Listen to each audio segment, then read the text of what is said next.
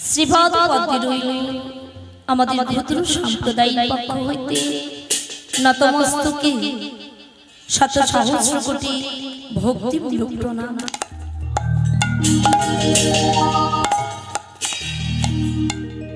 প্রণাম জানিয়ে বাবা আস্বাদন করতে চলেছি এখনকার আস্বাদনীয় পর্ব। মা আমরা আস্বাদন করব শ্রী শ্রী গৌর গোবিন্দে বা শ্রী বালগোপালে ফলক্রয় লীলা। আস্বাদন করব বাল্যলীলার একটি খণ্ড যেটির নাম হলো ফলক্রয়। তাই আসুন সর্বপ্রথমেই আস্বাদন করব আমরা তৌতচিত গৌরচন্দ্রিকা। গৌরচন্দ্রকে আস্বাদন করে যদি গৌর কৃপা অবলম্বন করিতে পারি তবে সবে মিলে যাব মধুময় বৃন্দাবনে। তাই আসুন সবাই মিলে জয় ধ্বনি দিয়ে মধুর মধুর গৌরলীলা আমরা আস্বাদন করি। জয় জয় নিতাই গৌর সীতারাম প্রেম প্রেমানন্দে নিতাই গৌর হরি হরি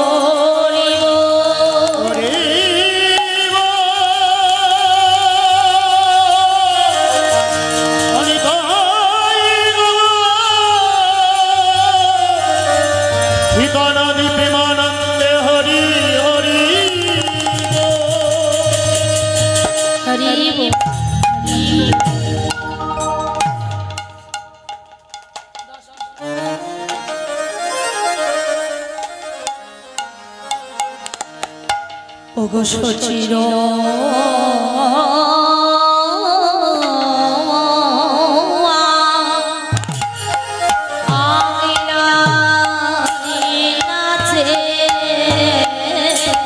সচির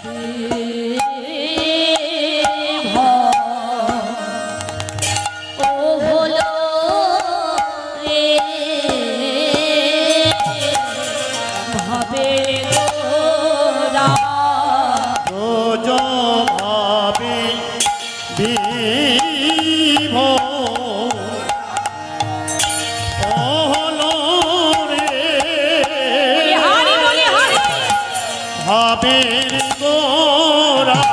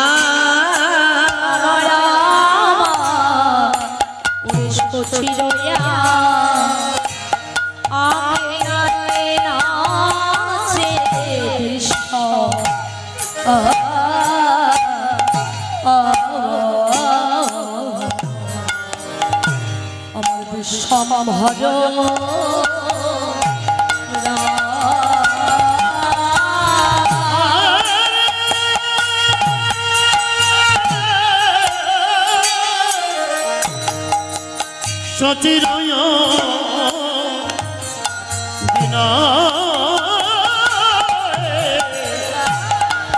সচিরয় জিনায় নাচিয়া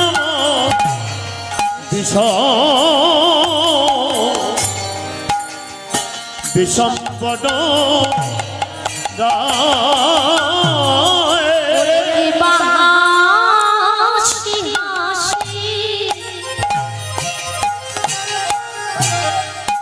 গোড়ায় আমার হাসি হাসি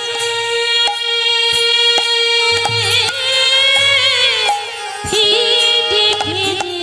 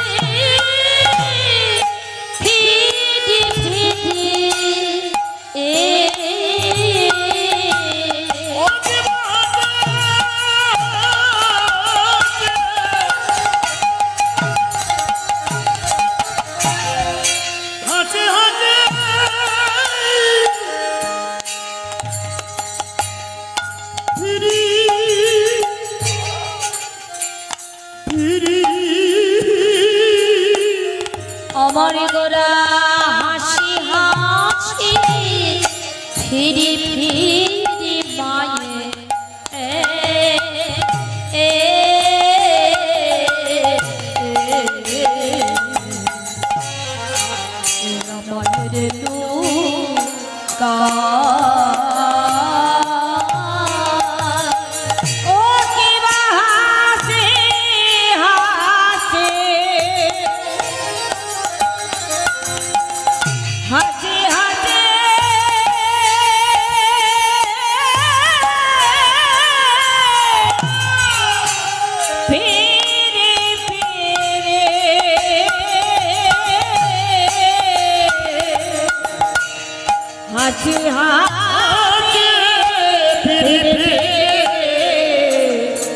মায়ে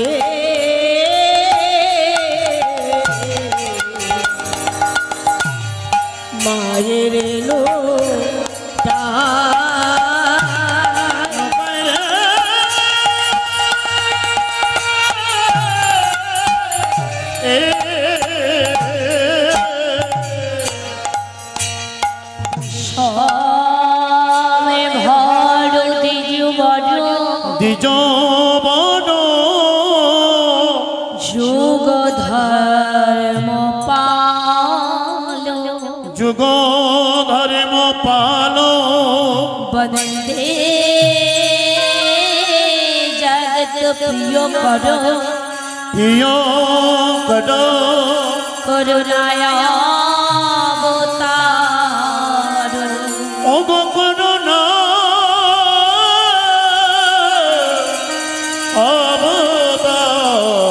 अवतार ओ विशेष सृष्टा माली जे किना बाबा অনাদির আদি প্রাণ সর্ব কারণের কারণ সেই পতিত পাবন গৌর হরিমা অবতীর্ণ হলে নদিয়া নগরে সচ্চিদানন্দ বিগ্রহ সচি মাতা নিমাই আমাদের গৌর হরি রূপে অবতীর্ণ হলে এই ধরা মণ্ডলে বিশ্বের স্রষ্টা মালিক হয়ে আচপতিতি পাবন গৌর হরি আমার কাঙাল হয়ে ভক্তের দাঁড়ে দাঁড়ে ঘুরে বেড়াচ্ছে যে কিনা বিশ্বের স্রষ্টা মালিক বিশ্বের স্রষ্টা মালিক হয়ে দাঁড়ে দাঁড়ে কেন কাঙালির মতো ঘুরছে কেন বা দরিদ্র ব্রাহ্মণের গৃহে অবতীর্ণ হলে অন্যান্য যুগে কিন্তু এমনটা হয় বাবা যেমন সত্য তেতা দাপুর এই সত্য তেতা দাপুরে ভগবান আমার রাজত্ব শাসন করেছে রাজা হয়েছে রাজ্য পরিচালনা করেছে অস্ত্র শস্ত্র নিয়ে কঠিন শাস্তি দিয়েছে সেই বিশ্বের স্রষ্টা মালিক আজকে মা একজন দরিদ্র ব্রাহ্মণের গৃহে আবির্ভাব হলে সেই দরিদ্র ব্রাহ্মণটা কে বাবা দরিদ্র ব্রাহ্মণটা হলে না মা জগন্নাথ মিশ্র মাতা সচিদানন্দ ভগবান দেখলে ভক্তরা ভগবানকে কত না ভাবে ডাকে কত ভাবে স্মরণ করে ভগবানকে কত ভাবে তারা ডাকার চেষ্টা করে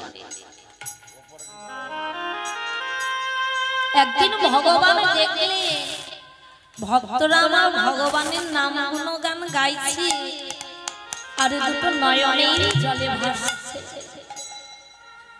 ভগবান বললেন ভক্ত তোমরা অমন করে কাঁদছো কেন হরি নাম করবে করো কিন্তু কাদার কি আছে কাঁদছো কেন ভক্তরা করজোড়ে বলেছিল ভগবান তুমি তো ভগবান তুমি আমাদের মতো নও। আমরা কাঁদি, তুমি তো আর কাঁদবে না, তুমি যে ভগবান। কিন্তু যদি কোনোদিন তুমি কাঁদো, সেদিন বুঝবে দয়াময় আমরা কেন কাঁদি। আমরা হরিনাম করতে করতে যে কাঁদছি, এই কাদাই যে কি আনন্দ, কি সুখ, কি শান্তি আছে। যেদিন তুমি কাঁদবে সেদিন বুঝতে পারবে এই হরিনামে কাঁদলে কি আনন্দ, কি সুখ, কি শান্তি পাওয়া যায়। হরি হরি বল, হরি বল। তাই ভগবান সেদিন প্রতিজ্ঞা করল, আগত কলিযুগে আমি হরিনাম করে কাঁদাবো। দেখব হরিনাম করে কাঁদলে কি সুখ, কি শান্তি, কি আনন্দ পাওয়া যায়। আমি নিজে কাঙাল হব, নিজে কাঙাল হয়ে দাঁড়িয়ে দাঁড়িয়ে গিয়ে হরিনাম করে কেঁদে বেড়াবো। তাই তো ভগবান আজ ভক্তের দাঁড়িয়ে করজোড়ে দাঁড়িয়ে আছে। করজোড়ে দুটি হাতি পেতে ভক্তদের নিকটে কহিতেছে, ওগো ভক্তগণ, হে ভক্তগণ, তোমরা চেয়ে দেখো আমি তোমাদের দ্বারে কাঙাল হয়ে এসেছি। কাঙ্গাল হয়ে এসেছি, তোমরাও আমার মতো কাঙাল একবার হয়ে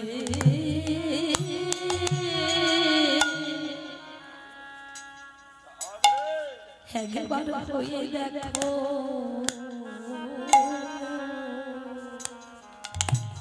ভক্তগণ,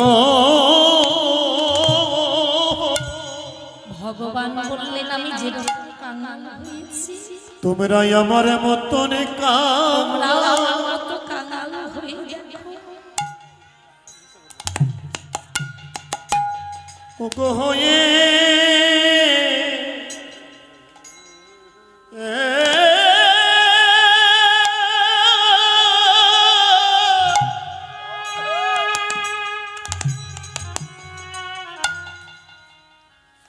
ওয়ে দেখো, ও ও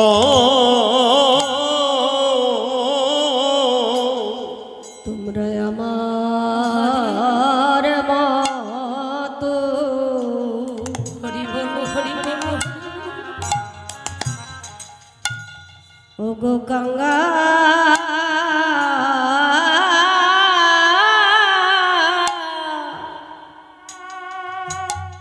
কাঙ্গাল হয়ে দেখো।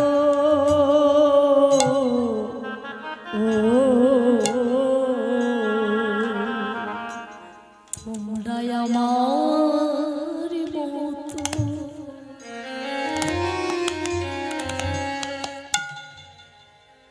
আমার মতো কাঙাল হয়ে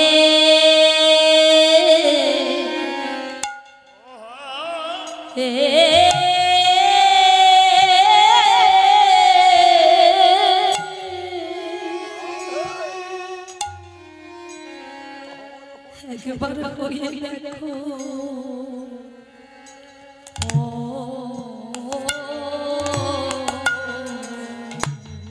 তোমরা আমার মতন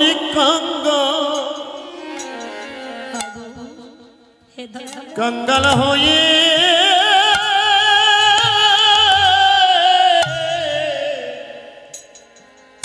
ওগো হয়ে দেখো। ভগবান বলেছে তোমরা আমার মতো কাঙাল হয়ে দেখো। আমি যেমন কাঙাল হয়ে আজ দাঁড়িয়ে দাঁড়িয়ে হরি নাম গাইছি, তোমরাও আমার মতো এভাবে কাঙাল হরি বল, হরি বল। তোমরা একবার হরি নাম করো। সারাটা জনম তো হেলাই হেলাই চলে গেল, আজি ভজিব কালে ভজিব করিতে করিতে ভজনের বেলাটা যে চলে যায় আর কবে ভজা হবে ভগবানকে পেতে হলে কত কষ্ট কত জ্বালা কত যন্ত্রণা সইতে হয় যার প্রমাণ দিলেন একজন অন্ধ ব্যক্তি যে জন্মগত অন্ধ যে চোখে দেখে না সেই অন্ধ ব্যক্তিটা বাবা প্রতিটা দিন হেঁটে হেঁটে গোবিন্দজির মন্দিরে শ্রী বৃন্দাবনে যেত গোবিন্দজিকে দর্শন করে আসতে একদিন গোবিন্দে তার প্রতি কৃপা তাকে ডেকে বলল ওরে অন্ধ তুই তো জন্মাগত অন্ধ চোখে দেখতে পাস আমি চাই তোর ওই দৃষ্টি শক্তিটা তোকে ফিরিয়ে দিতে তুই চোখে দেখ এই পৃথিবীর আলো বাতাস সচক্ষে তুই আমায় দেখে সেবা কর অন্ধ করজোড় করে দাঁড়িয়ে বলল ভগবান আমি কি তোমাকে কোনোদিন বলেছি তুমি আমার অন্ধত্বটা ঘুচিয়ে দাও আমি কি কোনোদিন বলেছি আমার দৃষ্টি তুমি আমায় ফিরিয়ে দাও আমি বলিনি তো আমি চাই না আমার দৃষ্টি আমি ফিরে পেতে চাই না ভগবান কেন জগতে যারা দৃষ্টিহীনতা হয়ে থাকে যারা অন্ধ হয় তারা কত কত টাকা পয়সা খরচা করে দৃষ্টি ফিরে পাবে কত ঠাকুরের চরণে মানত করে প্রার্থনা করে নিবেদন করে তবু তারা তাদের দৃষ্টি ফিরে পায় না আর আমি তোকে যেচে দিতে চাইছি তুই বলছিস তুই চাস কিন্তু কেন অন্ধ করজোড় করে বলল ভগবান তুমি আমায় একটা কথা বলতে পারো ভগবান আচ্ছা বলো তো ভগবান জগতে তো তুমি অনেককে দৃষ্টি শক্তি দিয়েছো যারা এই যে দেখতে পায় যারা পৃথিবীর আলো পৃথিবীর বাতাস দেখে বলতে পারে ভগবান তাদের ওই দৃষ্টির দ্বারা কয়জন তোমার ওই স্বরূপটাকে দেখতে পায় বলো দয়া যাদের যাদের দৃষ্টি দিয়েছো কয়জন তাদের এই দৃষ্টির দ্বারা তোমার স্বরূপ দেখতে পায় যে দৃষ্টির দ্বারাই তোমায় দেখতে পাওয়া যায় না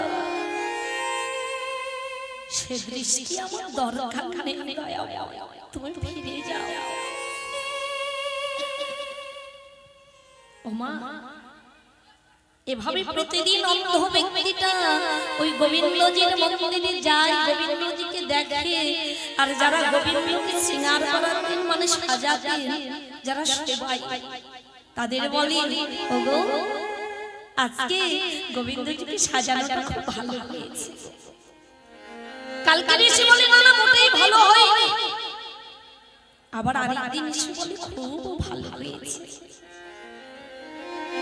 সেবাই মনে মনে চিন্তা করে এই ব্যাপারটা চোখে দেখতে পাই না তাহলে ও ব্যাপারটা বলে কি করে আজকে এসে বলে ভালো হয়েছে কালকে এসে বলে ভালো হয়নি ব্যাটা চোখে না দেখলে বলে কি করে আজ আমরা ব্যাটাকে একটু পরীক্ষা করব আজকে সেবাই একটা গোবিন্দজিকে সুন্দর করে সাজিয়ে একটু আড়ালে লুকিয়ে আছে অন্ধ ব্যক্তিটা যথারীতি সময় ওই গোবিন্দজির মন্দিরের সামনে এসে দাঁড়িয়ে দাঁড়িয়ে আমার গোবিন্দজিকে দেখছে গোবিন্দজিকে দেখছে দাঁড়িয়ে দাঁড়িয়ে আর গোবিন্দজির কাছে করজোড় করে বলছে গোবিন্দ ও গোবিন্দ তুমিও কি আজকাল আমার মতো কাঙ্গাল হয়ে গেছো? বলো না গো। আমি না হয় অন্ধ, আমি না হয় পথের ভিখারি, আমার বলতে না হয় কিছু নাই, কিন্তু বলো গোবিন্দ তোমার কিসের অভাব? কেন তুমি আজ কাঙ্গালের মতো এসে দাঁড়িয়ে আছো যে কিনা বিশ্বের স্রষ্টা মালিক, সেই বিশ্বের স্রষ্টা মালিক হয়ে কেন তুমি কাঙ্গাল হয়ে আজ দাঁড়িয়ে আছো? বলো।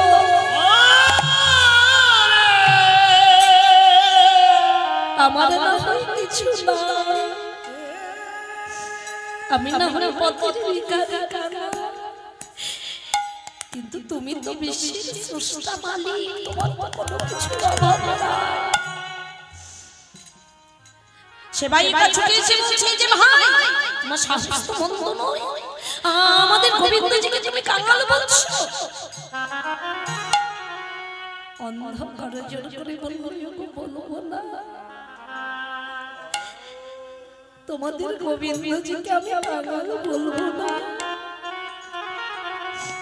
আজকে চিনি দেখো তোমরা তোমাদের গোবিন্দজিকে কেমন করে সাজিয়েছো, যার পরনে একটা পোশাক নেই, যার অঙ্গে একটা অলংকার নেই, যাকে